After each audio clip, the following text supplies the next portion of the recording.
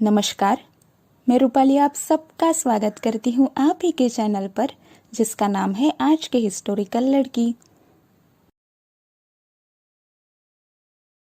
दासबोध ग्रंथ के पहले दशक के गणेश स्तवन इस दूसरे समास में समर्थ रामदास जी ने गणेश देव के स्वरूप सद्गुणों का वर्णन किया है और शारदा स्तवन इस तीसरे समास में शारदा देवी मतलब सरस्वती देवी का स्वरूप सामर्थ्य बताकर शारदा जी के मनुष्य के जीवन में रहे महत्व को समझाया है।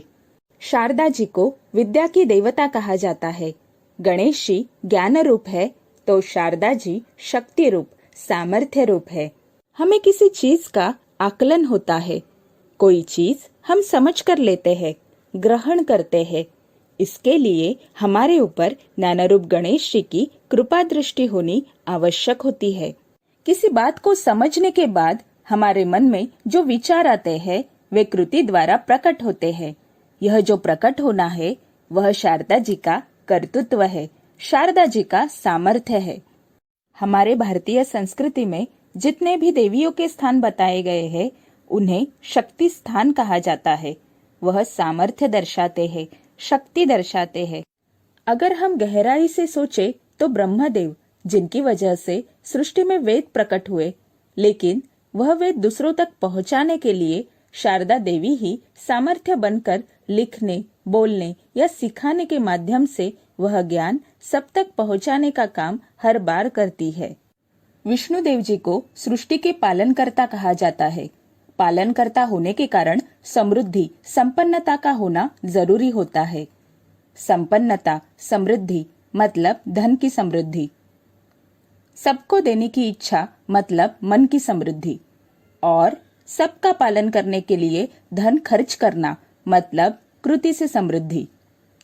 इस तरह समृद्ध, संपन्न लक्ष्मी देवी स्वयं सामर्थ्य बनकर विष्णुदेव को सृष्टि के पालनकर्ता के रूप में कर्तव्य बजाते हुए मदद करती है।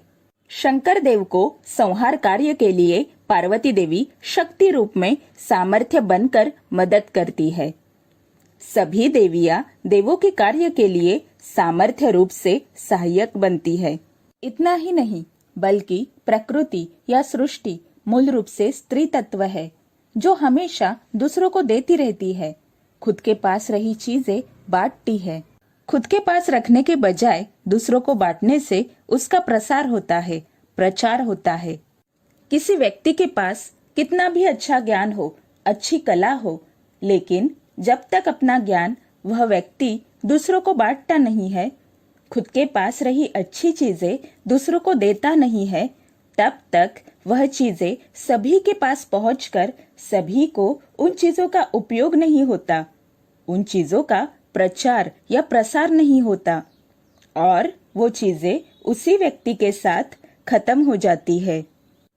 इसलिए कोई चीज अपने लिए खुद के पास रखने के बजाय वह दूसरों को देना, बांटना और बढ़ाना, यह सामर्थ्य स्त्री तत्व का है। गणेश देव यह ज्ञान रूप होने के कारण मनुष्य में आकलन शक्ति, समझने की शक्ति गणेश देव के आशीर्वाद से ही प्राप्त होती है। जब तक मनुष्य को किसी चीज का आकलन ही नहीं होता, कोई चीज समझ में ही नहीं आती, ध्यान में नहीं आती, तब तक उस चीज के बारे में विचार करना या उन विचारों को शब्दों के माध्यम से प्रकट करना, यह आगे की चीजें होगी ही नहीं।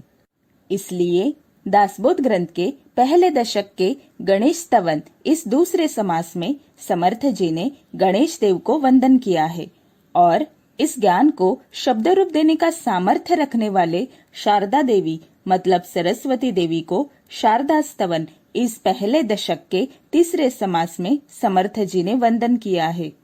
शारदा स्तवन इस समास में कुल मिलाकर 26 पंक्तियां हैं। इन 26 पंक्तियों में समर्थ जी ने समृद्ध, संपन्न शारदा जी का कम से कम शब्दों में यथासंभव वर्णन करने का प्रयास किया है।